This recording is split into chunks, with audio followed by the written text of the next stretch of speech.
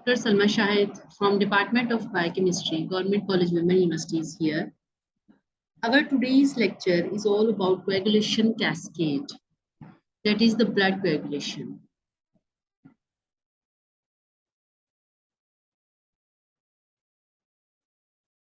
These are contents of this lecture. First of all, we will talk about plasma proteins, then stages of hemostasis, primary blood formation, then will come coagulation, that is the blood clotting, and then we will discuss some about related investigations and related diseases. First of all, let's talk about what are plasma proteins. They are blood proteins which are also known as plasma proteins. That is, we can say that these are proteins which are present in blood plasma. They serve many different functions, including transport of lipids like hormones, vitamins, minerals, transportation, inactivity, and functioning of the immune system. If we talk about their types and varieties, the main types, there are three main types of plasma proteins. In normal individual, total amount of plasma proteins varies from 6.5 to almost 7.5%. And on average, they are about 7% of the plasma. So there are mainly three types of plasma proteins that are present. Serum albumin, whose percentage is around about 5%, while serum globulin, that is present around about on average 2%, and fibrinogen, whose quantity is around 0.3% on average. Then comes prothrombin and seromucoid. There are 5 main types of proteins. Out of these 3 proteins, they are of much importance. Serum is the fluid part of blood after clotting. It contains only serum albumin and serum globulin. While the albumin globulin ratio is mainly 1.5 to 1% just. Different methods of separation of these plasma proteins indicate slightly different ratio. What are main functions of these proteins? They are essential for blood clotting, like fibrinogen and prothrombin. These proteins are very essential for coagulation of blood and take part in this process. We will discuss this process in detail in upcoming slides. They maintain colloidal osmotic pressure of blood and also aid in regulating the distribution of fluid between blood and tissue. All the 3 proteins, above mentioned proteins, that is the serum albumin, globulin, and fibrinogen, they take part in this process. Actually, albumin, having the smallest and the most symmetrical molecule, exert the maximum osmotic pressure. And osmotic pressure depends upon the number of molecules in the solution. So albumin has a considerably smaller molecular weight as compared to globulin, and make 52% of plasma protein. So 1 gram of albumin in 100 milliliter will exert a pressure of 5.5 millimeter of mercury, while under the same conditions of temperature and environment, globulin exert only 1.5 millimeter mercury. They also maintain viscosity and blood pressure. The proteins of plasma, mainly globulin, due to their large molecular size and structure and asymmetrical structure of globulin, they are mainly responsible to some extent for the viscosity of the blood. And the viscosity is an important factor in maintaining blood pressure, which is also essential for efficient heart action. While as compared to globulin, albumin and fibrinogen, they are of much less importance, important as in term of viscosity and blood pressure. They are less important as compared to globulin. Plasma proteins are also concerned with the ESR, that is erythrocyte sedimentation rate. The plasma proteins exert a great influence upon the suspension stability of blood. This is mainly dependent on fibrinogen. This function is performed by fibrinogen. While here in this function, globulin and albumin, they are of least importance. Since the plasma protein becomes change in various diseases and determination of sedimentation rate also is of considerable importance, and it constitutes a guide in order to progress the disease. These plasma proteins, they also act as buffers. They act as buffer in and help to maintain acid-base balance. They also act as protein reserve. The plasma proteins serve as a storehouse of proteins from which the tissue can draw during starvation or inadequate protein diet. These proteins also help in the carriage of carbon dioxide by forming carb aminoproteins, and they also act as antibodies. The antibodies being the gamma globulin in nature, they make up a small fraction of the globulins of plasma protein for defense against infections.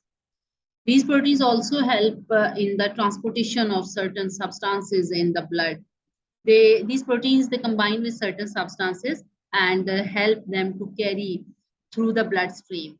For example, there are some hormones, enzymes, and clotting factors which are part of the globulin fraction of the plasma protein. Similarly, we know that we have already seen in our last lecture of hemoglobin that iron and copper, they are bound to globulin fraction. If we talk about in detail about these proteins, serum albumin. First of all, let's discuss about serum albumin. It constitutes the major part of the total plasma protein, and it's albumin in nature, and its molecular weight is approximately 70,000. It is soluble in distilled water, and according to recent researches, this albumin is not a single pure entity, but it's a mixture of several types of albumins. Its isoelectric pH is 4.7 and is precipitated with the help of ammonium sulfate. Then comes serum globulin. It is globulin in nature. This protein is globulin in nature and have a molecular weight that varies from 90,000, starting from 90,000 up to 1,30,000. Up to 13 lakh.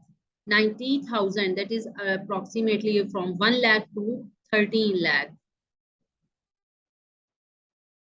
It is insoluble in distilled water, but soluble in salt solutions. And this protein is coagulated, that is freezed at about 70 degrees. Globulin, like albumin, is also a mixture of several globulins. There are main three fractions of the globulin protein: alpha globulin, beta globulin, and gamma globulin. If we talk about alpha globulin, moreover, it contains two more types, that is alpha 1 and alpha 2 globulins. Their molecular weight range from 41,000 up to 2 lakh, and its pH is 5.1. Alpha 1 globulin consists of two fractions, out of which one fraction combined with bilirubin, and the second fraction helps in the carriage of lipids, steroids, and glycoproteins. While alpha 2 globulin, it consists of alpha 2 macroglobulins and also hepatoglobulin. The hepatoglobulin, we have already studied that it combined with free hemoglobin in the plasma in order to make a complex so that the hemoglobin cannot pass from the urine. Then comes beta globulin. Beta globulin's molecular weight range from 1 lakh up to 13 lakh. Its isoelectric pH is 5.6. Beta globulins are basically beta lipoprotein. There are two types of beta globulin, just like alpha 1.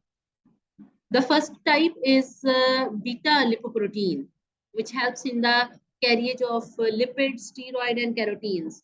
While the second type is globulin, beta globulin, which helps in the transport of iron, for example, transferring of iron, which can also combine loosely with copper, cupric copper. Prothrombin, another plasma protein, is a beta globulin, is a form of beta globulin. And if we talk about gamma globulin, its molecular weight range from 1,50,000 up to 1,90,000, and its isoelectric pH is 6, while antibodies belong to the gamma globulin class. Then comes fibrinogen, the third important protein of the plasma. It's a globulin in nature, and its molecular weight is very large. That is starting from 3,41,000, and the isoelectric pH is around 6. It is coagulated at about 56 degree and is precipitated with the help of ammonium sulfate while in the presence of NaCl. It is also insoluble in distilled water and is distinguished from other plasma protein because of its property of helping in blood clotting, during which fibrinogen is converted into fibrin.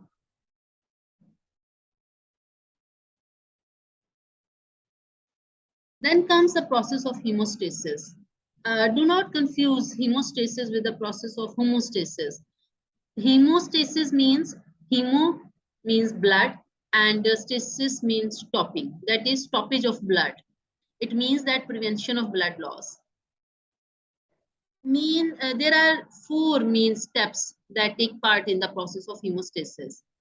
Starting from vasoconstriction, then comes platelet plug formation. The third one is coagulation of blood, and fourth one, growth of fibrous tissue into blood clot, which is permanent. And the fifth one, the final, is the shedding of the clot. If we talk about vasoconstriction, what is vasoconstriction? Immediately after injury,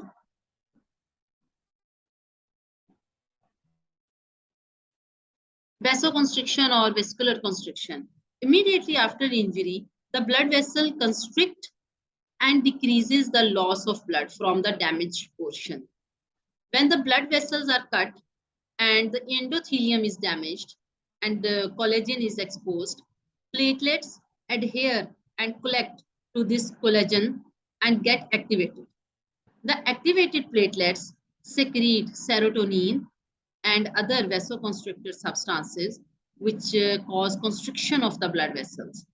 While adherence and activation of the platelets to the collagen is accelerated by the help of a factor which is known as von Willebrand factor.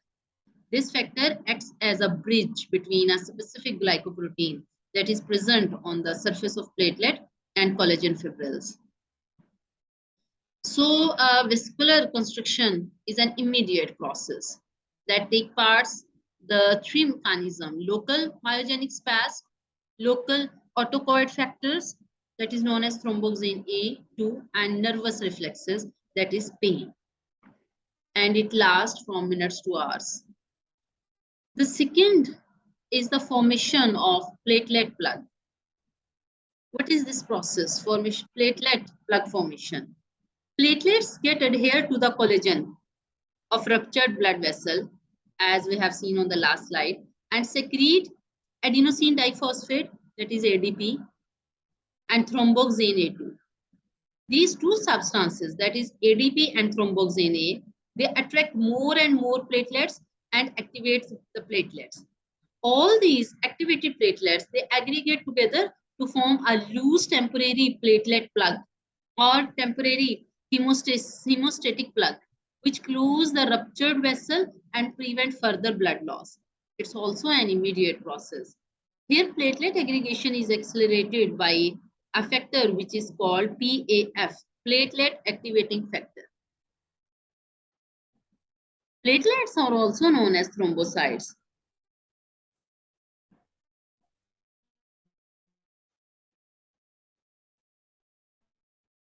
This is the mechanism of platelet plug. They connect with collagen fibers in subendothelium that activates platelets as a result. And these activated platelets, they become swell and they are irregular in shape. That is, they have pseudopods shape, and they act in the release of granules with active factors. and adherence to collagen and this factor from injured tissue and each other forming clumps released ADP and thromboxane A2. These active platelets, they release the ADP and thromboxane A2, and they also activate other platelets in order to form a platelet plug, which is loose without fibrin. So it's an immediate process, the first process that stops the blood loss. Then comes the process of the third step, coagulation of blood. What is coagulation? Coagulation is a major homeostatic function that is responsible for prevention and termination of bleeding following any injury. And it is balanced by fibrinolytic system.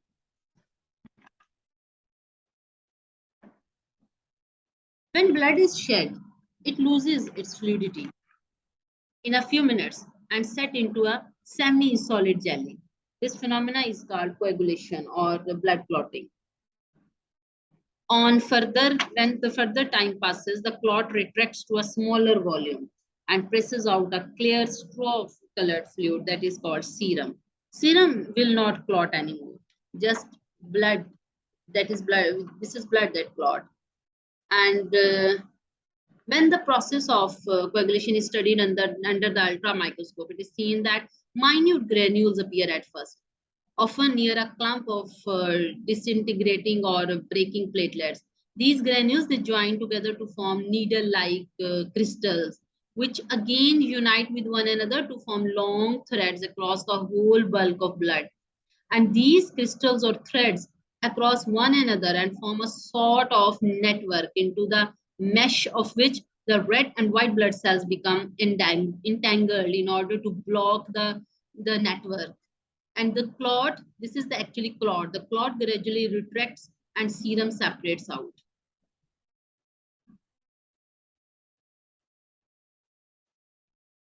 What is the bleeding time? Normal average bleeding is 3.25 minutes. The range being 2 to 5 minutes. It is usually determined by Duke's method. The lobule of the ear is punctured in this method and time is noted. The blood oozing out is mopped up with a piece of filter paper every half a minute until bleeding stops. This indicates the end point. What is the importance of coagulation of blood? The phenomenon of coagulation is of physiological importance. Its purpose is to stop further hemorrhage and the blood loss. When bleeding occurs, the shed blood coagulates and the bleeding vessels become plugged off by the clot.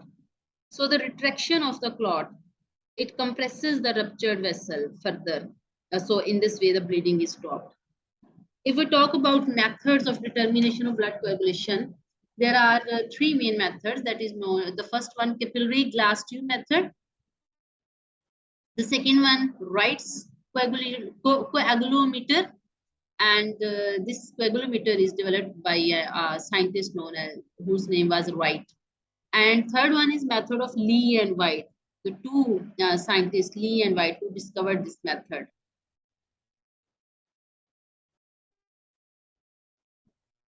Blood coagulation begins 15 to 20 seconds. This process starts within 20 seconds and can goes up to 1 minute after vascular damage and is initiated basically by the release of active factors from injured vessel wall. The process is also initiated by activated platelets, which are activated during the vasoconstriction and the platelet plug formation. The process is also initiated by blood proteins or the plasma proteins, which are adhering to the damaged vessel wall. If vessel opening is not too large, in 3 to 6 minutes, the bleeding is stopped, while in 20 minutes, clot retraction occurs.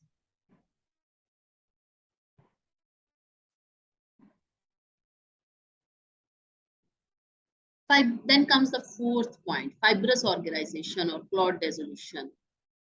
In this step, fibrous organization occurs, where migration of fibroblasts take place and form connective tissue within 1 to 2 weeks, usually when clots are formed in the holes of the vessel wall. Here, dissolving the clot occurs with the help of tissue clots. This is the process of coagulation. At first, when sphered vessel where blood is shedding, then comes the platelets agglutination at the point of shedding of blood. At this point, later on, fibrin appears. Fibrin is a type of protein. And at fourth step, fibrin clot forms, while after that, clot retraction occurs and clot is shedded. So let's talk about in detail the process of blood coagulation. What is the mechanism of coagulation or clotting of blood? This is the actually balance of procoagulants and anticoagulants. This process is balanced by the help of these chemicals. As early as 1904, in the year 1904, the scientists described the basic fact about the mechanism of blood clotting in the following manner, in the following three reactions. These are total three reactions which represent and describe the process of coagulation, blood coagulation. When a blood is shed, the platelets, by coming in contact with the rough water wettable surface, they disintegrate and liberate thromboplastin. So first of all, the point to be noted that the platelets disintegrate and break to form a very important protein known as thromboplastin. Certain amount of thromboplastin is also derived from the damaged tissue of the injured locality. That is, the damaged tissue is the second source of preparation of production of thromboplastin. Here, thromboplastin converts prothrombin into thrombin. That is, thromboplastin helps prothrombin with the help of calcium ion into thrombin. With the help of calcium ion, and thrombin interacts with fibrinogen forming fibrin. This is the clot actually. And this theory can be summarized in three reactions. In first reaction, activation of prothrombin activator complex takes place. That is initiated by vessel or blood injury and is also initiated by the degraded platelets. In second step, conversion of prothrombin to thrombin. And in third step, conversion of fibrinogen to fibrin fiber. So if we look upon this mechanism in the reaction form, at normal state, when there is no injury, thromboplastin is already present in our blood. And our blood also contains the plasma protein known as prothrombin. No doubt it's in less quantity, but however, it's present here. And calcium ions are also present. But at normal state, when there is no injury or no rupture of tissue occurred, nothing happens.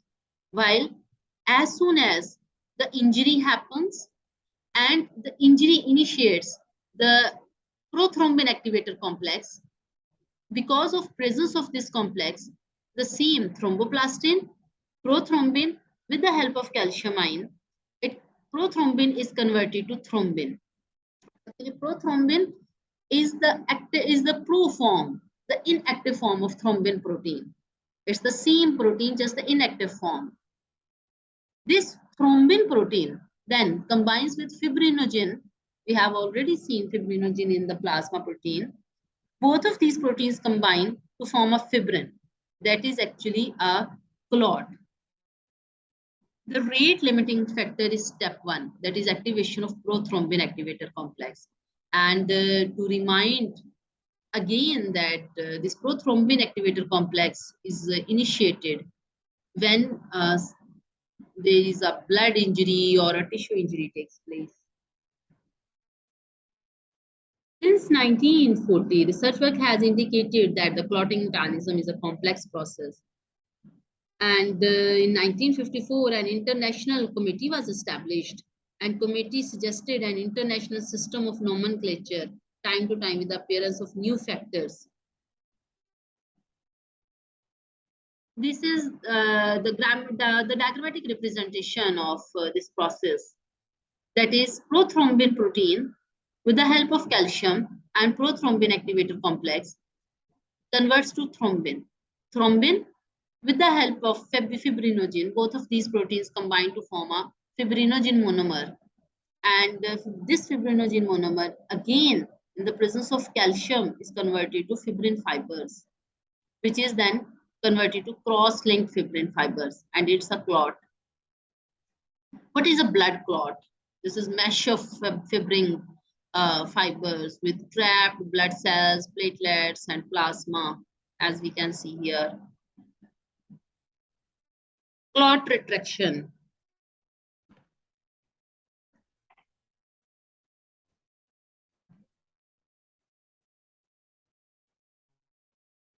Usually, a blood clot retracts to about half its initial volume within 20 to 24 hours. When blood is shed, fibrins form a network-like structure. The platelets adhere to this fibrin network and form knots. The fibrin framework then becomes twisted and shortened, and clot retraction occurs. So about 60 minutes after clot formation, all the fluid is expressed out, that is, all the serum is expressed out. And platelets, they are essential for retraction mechanism and pulling together the edges of broken vessel. While the regulation of this process occurs through the positive feedback mechanism of clot formation. It means that the conversion of prothrombin to thrombin. When there is enough protein, the plasma protein thrombin is present, it automatically stops the process of prothrombin formation. And but this thrombin activates the prothrombin activator, and this activator initiates the process of thrombin formation. What is the role of thrombin protein in blood clotting mechanism? Thrombin is a homogeneous glycoprotein of molecular weight approximately 40,000 and act as a proteinase. The autocatalysis its own formation by converting plasma AC globulin into the active serum AC globulin and by labilizing platelets to accelerate thromboplastin generation and liberates vasoconstrictors. It split only 4 peptide bonds in the conversion of fibrinogen to fibrin, and these are all bonds between arginine and glycine residues.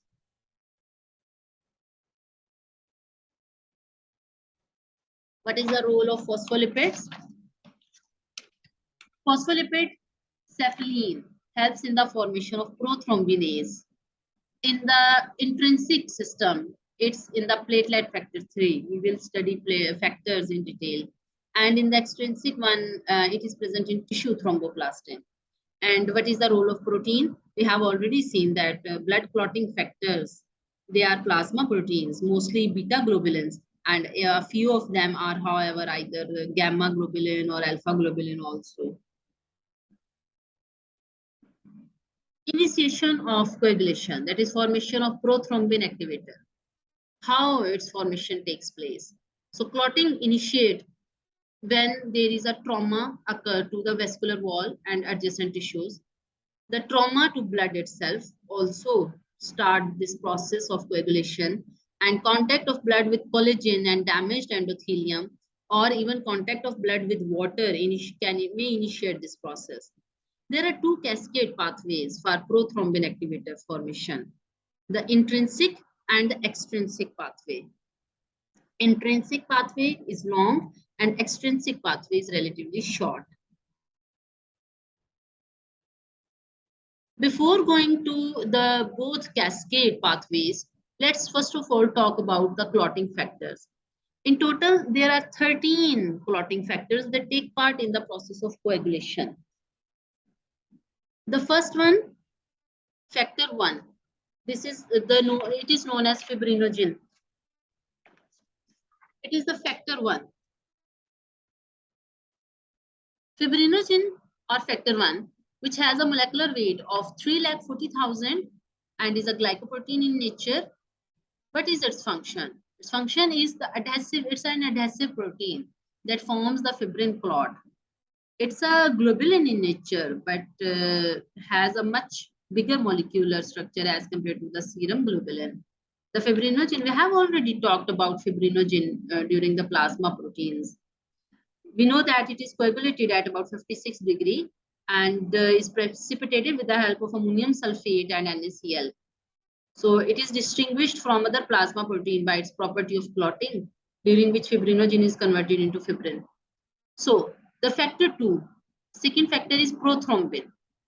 Its molecular weight ranges from 72,000, and it is activated form is main enzyme of coagulation. It's a protein in nature and is present in normal plasma. It's very labile, and in aqueous solution, it is inactivated by esters at pH around about 4.8 to 5, while by alkali, it is inactivated at about 10 pH. And by heat, it is activated, it's inactivated at 60 degree. But this protein, that is the prothrombin factor 2 protein, is stable indefinitely when dried from the frozen state.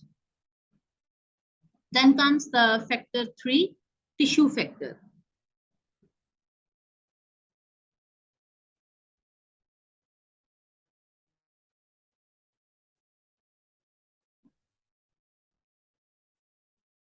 This factor is also named as tissue thromboplastin. It is derived from two sources. Intrinsic, during the intrinsic pathway, the thromboplastin factor 3 is derived from the plasma.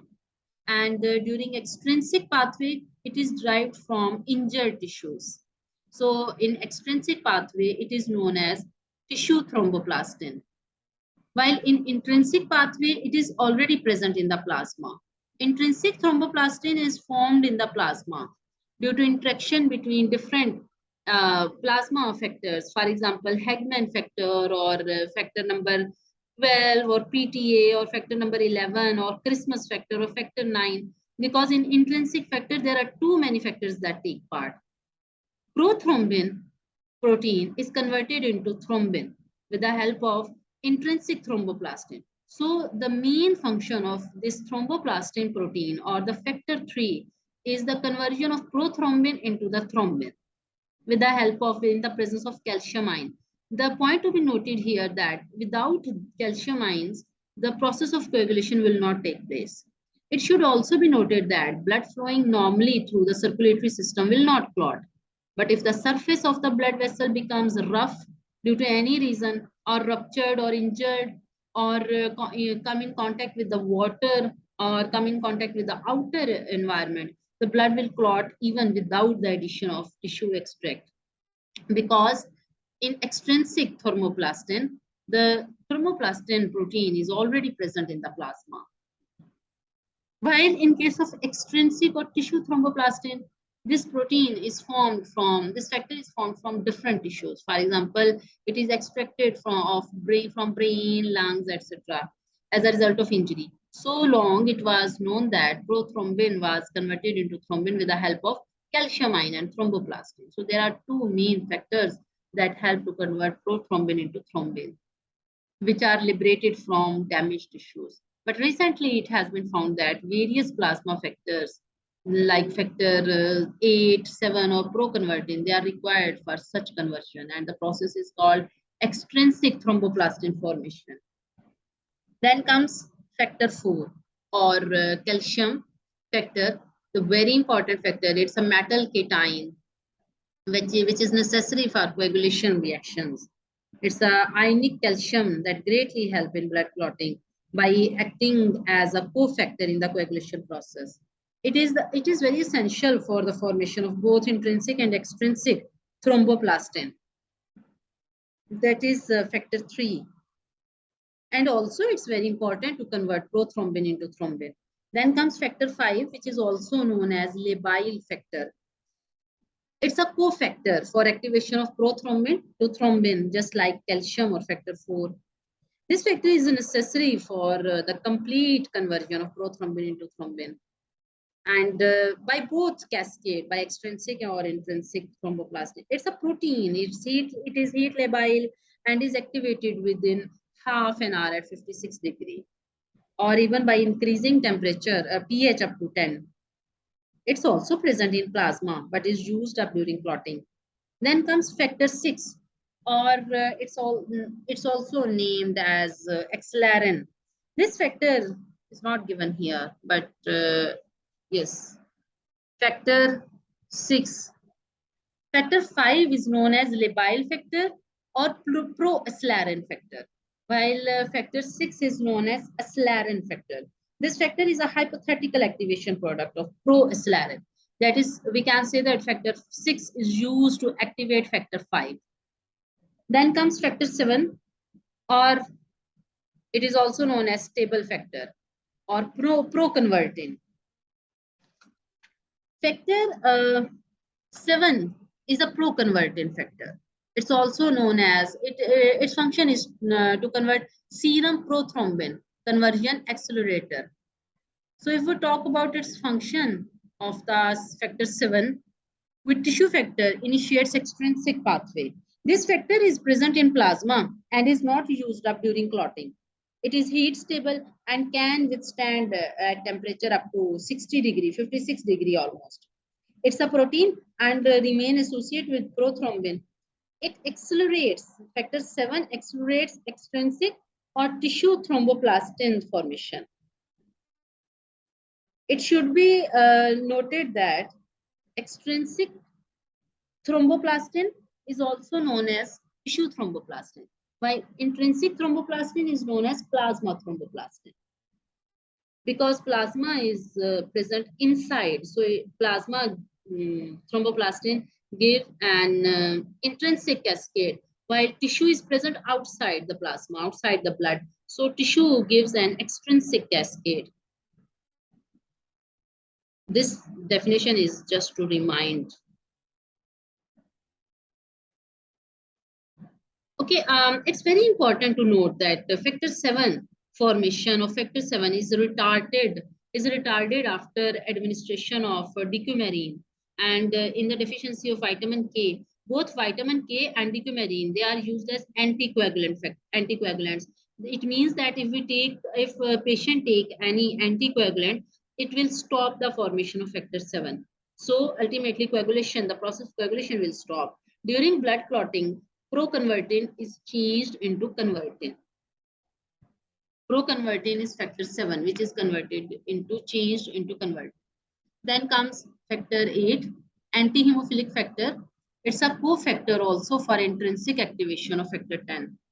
Factor 8 is also known as anti-hemophilic factor or anti-hemophilic globulin or platelet cofactor 1. This factor helps in the formation of intrinsic thromboplastin and is not used in the extrinsic one. It is present in the plasma and disappear when the blood clots. It's a protein in nature and remains in close association with fibrinogen. This factor is known as anti-hemophilic. So it means that in hemophilia disease, the defect is not in the platelet, but the disease is due to absence of this factor 8. That is, absence of factor 8 cause hemophilic disease.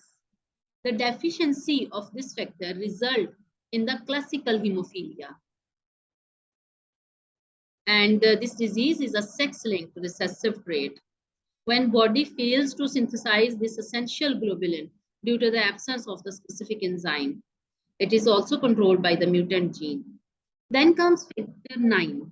Factor 9 is also known as Christmas factor. It's another name given to Christmas factor or plasma thromboplastin component, PTC, or also another name, platelet cofactor 2. This factor, platelet cofactor 1 name is given to factor 8, anti-hemophilic factor.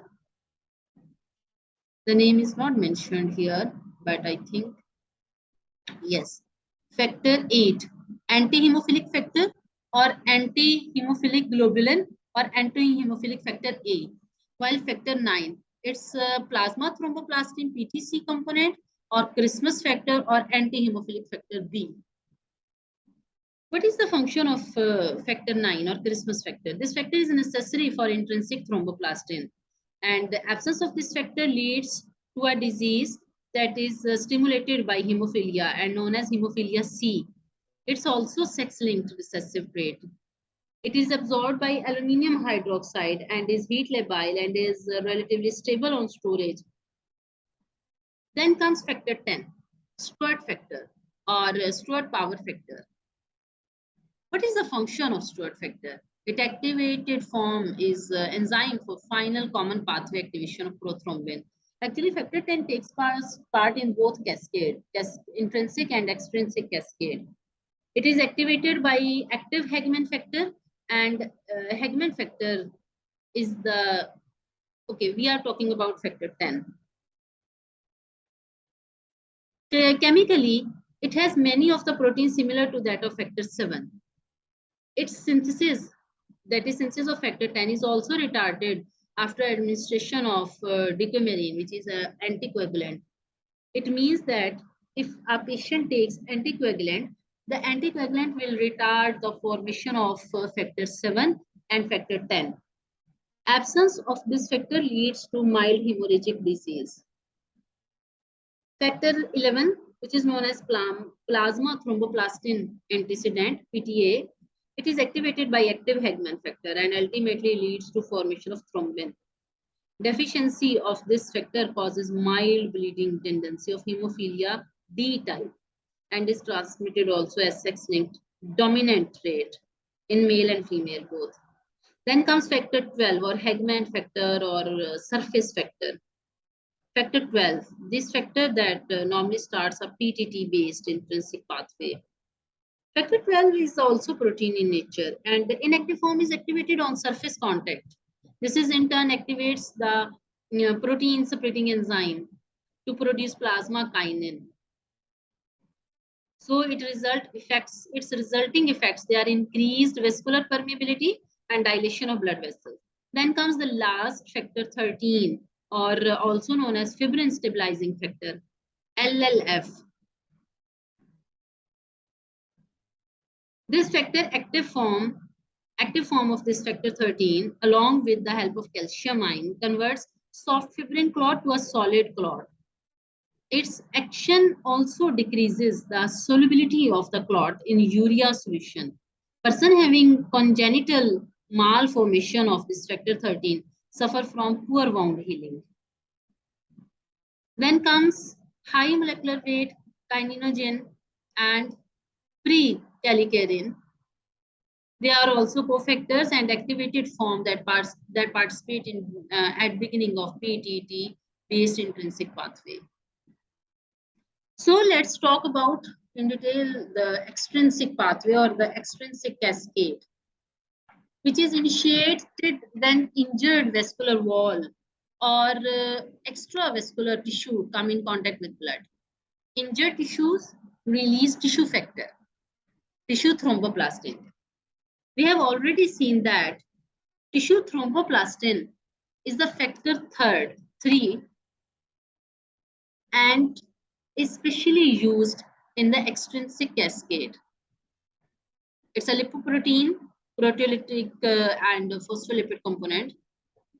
Here is the cascade, the pathway, where tissue trauma or the tissue injury activates the tissue factor, factor 3, which activates in turn, which converts factor 7, that is proconvertin, into convertin, which is known as 7A. This 7A in turn, with the help of active factor 10 or the Stewart factor, factor 10 is named as Stewart factor, and with the in the presence of calcium, activates the factor 10. The point to be noted here that, the point to remember that first of all factors are present in their inactive forms. While in the presence of calcium, the precedent factor activates any inactive factor and converts it into its activated form. It means that tissue factor activate factor 7 and converts to its activated form. Factor 7 acts on inactive Stewart factor and converts it into active Stewart factor, that is known as XA. This Stewart factor in turn, in the presence of calcium, combines with the factor 5. We know that factor 5, which is known as labile factor or also known as proacceleratin, factor 5 and factor 10 both activate prothrombin activator. This activator then convert prothrombin into thrombin, again in the presence of calcium. Then comes intrinsic pathway, which start with the trauma to the blood or contact of blood with collagen. More steps are involved in this cascade as compared to the extrinsic one, and thus slower than in the extrinsic pathway. All coagulation factors are in the blood. Now, if we talk about intrinsic pathway, here is the diagrammatic schematic diagram that shows that intrinsic system being wholly present in the plasma initiates the formation of fibrin without provision of blood clotting factors from the tissue. While on the other hand, we have already seen that extrinsic system varies from the intrinsic system by the appearance of factors which are derived from outside the plasma, that is, which are present in the tissues. These extrinsic factors, they interact to perform active steward factor. From this point, the intrinsic and extrinsic systems, they pursue the same pathway to fibrin. Although either the extrinsic or the intrinsic system can initiate the formation of fibrin, yet the presence of both systems, they result in the formation of an extensional amount of this system. So blood trauma or by the contact with collagen or any other external environment contact starts act on the inactive factor 12 and convert it into activated factor 12. In the presence of calcium or the other kininogen and pre-calcarein, it activates it. It acts on inactive factor 11 and convert it into activated factor 11. This activated factor 11, then in the presence of calcium, acts on factor 9. Factor 9 is activated here. Factor 9 then, and similarly at the same time, factor 8. Factor 8 and factor 9 both, they act on factor 10 in active form and convert it into active factor 10. Here again calcium is needed. Actually, at this stage, the phospholipids, platelet phospholipids also help in this process in the activation of factor 10. And from this point towards on, the cascade is same for intrinsic and the extrinsic one. That is active factor 10 combines with the factor 5, active factor 5, and help to convert the formation, help to form the prothrombin activator complex. And this prothrombin activator then convert prothrombin into thrombin.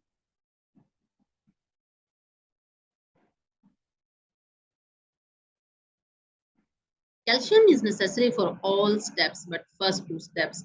Removal of calcium prevent the clotting mechanism. Interaction between extrinsic and intrinsic pathways. Damage of blood vessel activates both pathways. They converge at the level of factor 10 and factor 5. Extrinsic pathway, they are explosive for 15 seconds. It start within 15 seconds. It's a rapid pathway. While intrinsic pathway is a long pathway, it's slower and it takes almost 6 minutes.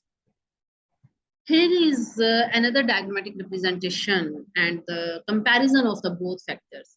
If we talk about factor extrinsic pathway, after starting injury, factor 7 is converted to active factor 7, and this active factor 7 with the help of tissue factor converts factor 10, activates factor 10, and then activated factor 10 combined with factor 5 and help in the formation of prothrombinase complex that convert prothrombin into thrombin. While in intrinsic pathway, factor 12 is activated, which then activate factor 11. Factor 11 activate factor 9. Factor 9 activate factor 10. And then the same pathway, factor 10 combines with factor 5 and form prothrombinase complex. Here again, factor 13, when thrombin is made, with the help of factor 13 that activate the factor 13, and factor 13 helps in the formation of clot.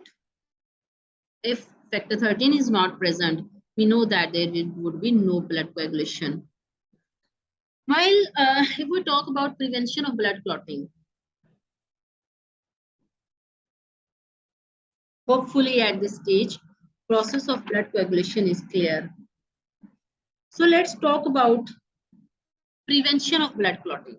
That is anticoagulation factors, endothelial factors. They are very important because smoothness of endothelial surface prevents activation of intrinsic pathway.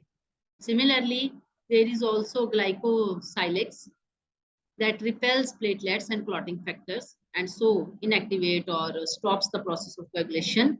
And third, the thrombomodulin that bound to endothelial membrane and binds thrombin. This complex activates protein C, which is inhibitor of factor 5 and factor 8, and ultimately there will be no blood clotting. So prevention of blood clotting or blood coagulants, blood anticoagulants. First of all, very important, fibrin fibers. They absorb 90% of formed thrombin during clot formation and prevent successive clot growth.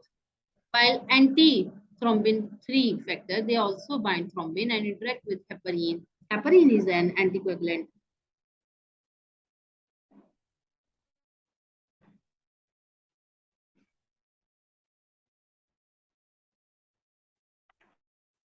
Heparin, at first it was isolated from liver. Hence, it was named as heparin. Normally, there is very low concentration of heparin is present in blood, but it's a polysaccharide which is produced by basophil mast cells, that is from lung and liver capillaries. It increases potency of antithrombin 3 factor 1000 folds, that is 1000 times. And besides thrombin, it removes also factor 12, 11, 9, and 10. It has been extracted also, apart from liver, it has also been extracted from many tissues like lungs also. It is anticoagulant in vivo and in vitro both. That is when blood is present inside the body or blood is present outside the body. Heparin is used as anticoagulant. That is, it stops the coagulation of blood. And heparin is especially used in the blood banks when blood has to be saved for a long time. One unit of heparin is defined as the quantity of material which will prevent the coagulation of 1 milliliter of blood for 24 hours when kept in cold state. Chemically, it's mucotin, and mucotin is a polysaccharide, that is a carbohydrate, which is composed of glucosamine, glucocoronic acid, and sulfuric acid.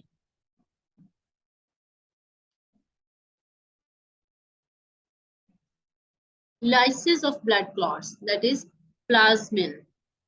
What is plasmin? It's a strong proteolytic enzyme. It cleaves fibrin and other clotting factors.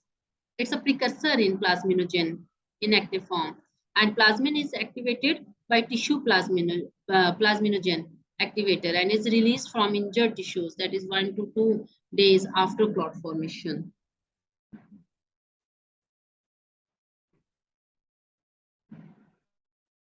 Conditions with excessive bleeding, vitamin K deficiency, and liver disease. We have already studied that vitamin K is necessary in the formation of factor 7. So if there is no vitamin K, there would be no formation of factors of factor 7 or stable factor of proconvertin. So for the formation of proconvertin, vitamin K is very important. Hemophilia. Hemophilia is a disease that is that would take place if in the absence of anti-hemophilic factor or factor 8 and factor 9. Similarly, thrombocytopenia, vitamin K deficiency in liver disease. Liver produces most of clotting factors. Vitamin K is among one of them. It is important cofactor for synthesis of prothrombin. It's also take part in the formation of factor 7, factor 9 and 10, and also protein C. Vitamin K is produced by intestinal bacteria and is absorbed in blood with fats. It causes liver insufficiency or lack of vitamin K. If vitamin K is present in less amount, it means that liver is not working properly. So there may be a chance of any intestinal disease or bile obstruction or in neonates.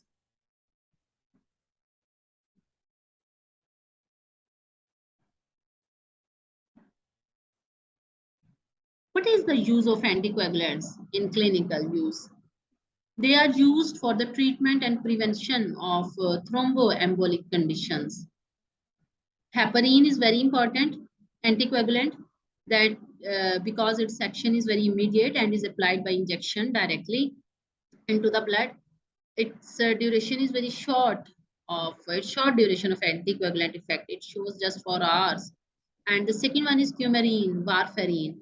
It inhibits vitamin K formation, and also it inhibits vitamin K epoxide complex 1 and inhibit reactivation of vitamin K in liver. It decreases effectiveness of prothrombin and factors 7, 9, and 10.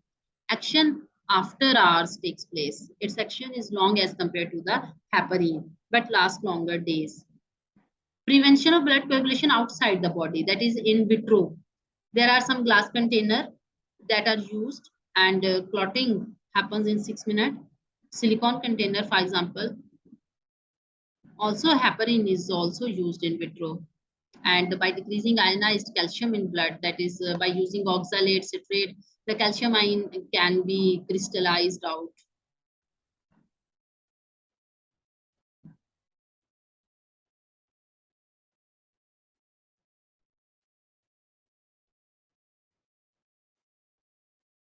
Okay, let's talk about some anticoagulation factors. There is antithrombin 3 factor, which inactivates factor 10 and give negative feedback on thrombin. It means that thrombin would not be formed. Prostacyclin from endothelial cell, which convert ADP um, into products that inhibit platelet aggregation and vasodilations. Then comes protein C, which is a vitamin K dependent zymogen and is produced in liver. It inactivates factor 5 and factor 8. Then comes protein S. It's also a vitamin K dependent binding protein and cofactor for protein C. And thrombin with endothelial cells, it activates protein C, so inhibits thrombin and inactivates factor 5 and factor 8. Bleeding time. Some related terms are reported here. Bleeding time. What is bleeding time? An evaluation on platelet function. And normal bleeding time is less than 6 minutes. If the injury is not too broad during a narrow injury.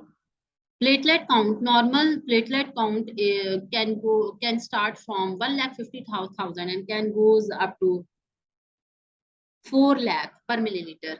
Partial thromboplastin time, that is related to intrinsic pathway, that is factor 12, 11, 9, 8, 10, 5 that take part in the intrinsic cascade. They are used for monitoring of heparin therapy, and normally 30 to 50 seconds takes place for this uh, process, and is a prolonged, if a prolonged PTT or partial thromboplastin time may be due to intrinsic factor deficiency. It means that like in heparin therapy or sepsis or a presence of AB against coagulation factors. So our today's lecture. Okay, one thing that is not mentioned.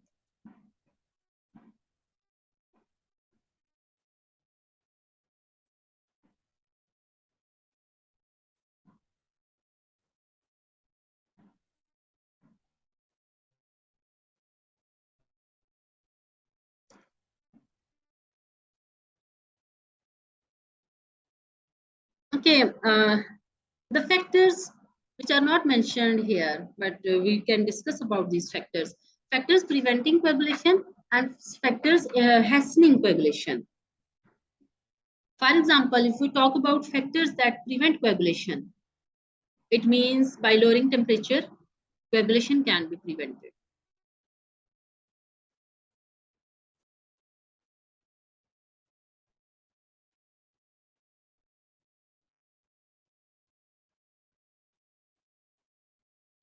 Factors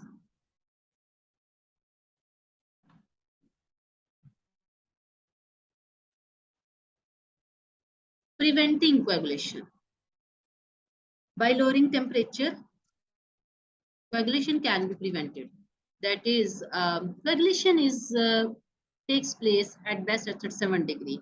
But as soon as the temperature is lowered, because if we bleed a patient or donor, and we can save the blood at lower temperature, the coagulation would be stopped.